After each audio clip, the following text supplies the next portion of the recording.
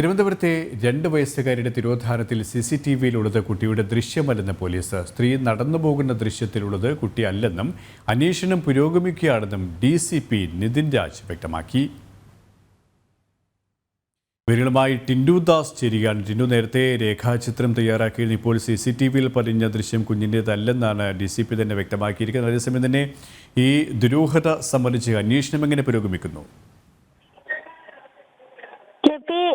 കുട്ടിയെ കാണാതായ സംഭവത്തിൽ പോലീസ് സമഗ്രമായി തന്നെ അന്വേഷിക്കുകയാണെന്ന് വേണം മനസ്സിലാക്കാൻ. ഇന്ന് കുട്ടിയെ കണ്ടു കിട്ടിയ കൊച്ചുവേലിക്ക് സമീപമുള്ള ഓടയിൽ നിന്നും ഫോറൻസിക് വിവരങ്ങൾ ശേഖരിച്ചിരുന്നു. പക്ഷെ ഇന്നലെ 5:15 കൂടി പോലീസിന് കിട്ടിയ CCTV ദൃശ്യങ്ങളിൽ കാണുന്ന രൂപം അല്ലെങ്കിൽ അത് കുട്ടിയെ കൊണ്ടുപോകുന്നതല്ല എന്നാണ് പോലീസിന്റെ ഭാഗത്തുനിന്ന് ഇപ്പോൾ വ്യക്തത വരുത്തിയിട്ടുള്ളത്. പക്ഷേ ഈ കുട്ടിയെ കണ്ടു കിട്ടിയ ഓടയുടെ ഭാഗത്തുനിന്ന് അറപ്പുര റെസിഡൻസ് കോളനിയുടെ ഭാഗത്ത് നിന്ന് ആ റെസിഡൻസ് കോളനിയിലെ ഒരു കെട്ടിടത്തിൽ നിന്നും CCTV സ്ഥാപിച്ചിട്ടുണ്ട്. അവിടെ നിന്ന് നിർണായകമായ വിവരങ്ങൾ ലഭിച്ചിട്ടുണ്ട് എന്നാണ് പോലീസ് ഇപ്പോൾ വ്യക്തമാക്കുന്നത്. അതുപോലെ തന്നെ കുട്ടിയും കുടുംബവും ദിവസവും കുളിക്കാൻ വരുന്ന ഒരു പ്രദേശമാണ് ഈ കുട്ടിയെ കണ്ടു കിട്ടിയ സ്ഥലം എന്ന് പറയുന്നത്.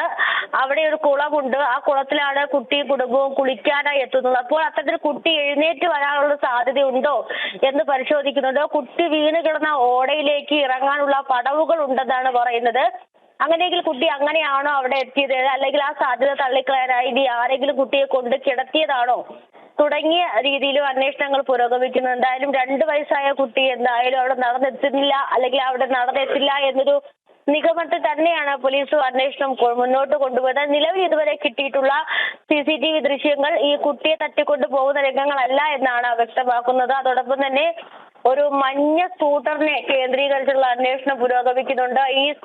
ഈ സ്കൂട്ടറിലാണ് കുട്ടിയെ തട്ടിക്കൊണ്ടുപോയിരുന്ന മുതിർന്ന കുട്ടി മൊഴി കൊടുത്തത്. അപ്പോൾ അതുമായിട്ടുള്ള അന്വേഷണം പുരോഗമിക്കുന്നുണ്ട്. അത് കേന്ദ്രീകരിച്ചും അന്വേഷണം തുടരും. നിലവിൽ ലഭിച്ച ഫോറൻസിക് വിവരങ്ങൾ അല്ലെങ്കിൽ ശാസ്ത്രീയ തെളിവുകൾ അപര്യാപ്തമാണ്. കാരണം അവിടെ ഈ മേഖല എന്ന് പറയുന്ന വേസ്റ്റുകൾ ഡംപ് ചെയ്യുന്ന ഒരു പ്രദേശമാണ്. അപ്പോൾ അവിടുന്ന് ശാസ്ത്രീയമായ തെളിവുകൾ ശേഖരിക്കുക എന്ന് പറയുന്നതിന് പരിമിതിയുണ്ട്. എന്നാലും നിലവിൽ പക്കലുള്ള ശാസ്ത്രീയ തെളിവുകൾ ഉപയോഗിച്ചുകൊണ്ട് അന്വേഷണം മുന്നോട്ട് കൊണ്ടുപോകും. കുട്ടിക്ക് കൗൺസിലിംഗ് കൊടുക്കേണ്ടതായിട്ടുണ്ട്. കുട്ടിയുടെ കൗൺസിലിംഗ് കൊടുത്തതിന് ശേഷം കുട്ടിയുമായി കൂടുതൽ നേരം സംസാരിച്ചതിന് ശേഷം കൂടുതൽ തെളിവുകൾ കണ്ടെത്തും. മുതിർന്ന കുട്ടിയുമായും സംസാരിക്കേണ്ടതായിട്ടുണ്ട്. അച്ഛനും അമ്മയും ഇനിയും ചോദ്യം ചെയ്യും തുടങ്ങിയ വിവരങ്ങളാണ് പോലീസിന്റെ ഭാഗത്തു നിന്നും ലഭിക്കുന്നത്. ഏതായാലും ദുരൂഹത മറന്നേക്ക് പുറത്തു കൊണ്ടുവരാനുള്ള നീക്കമാണ്, ഇടപെടലാണ് പോലീസിന്റെ ഭാഗത്തിന് നടന്നുകൊണ്ടിരിക്കുന്നത്. ടിൻഡു ദാസാണ് വിവരങ്ങൾ നൽകിയത്.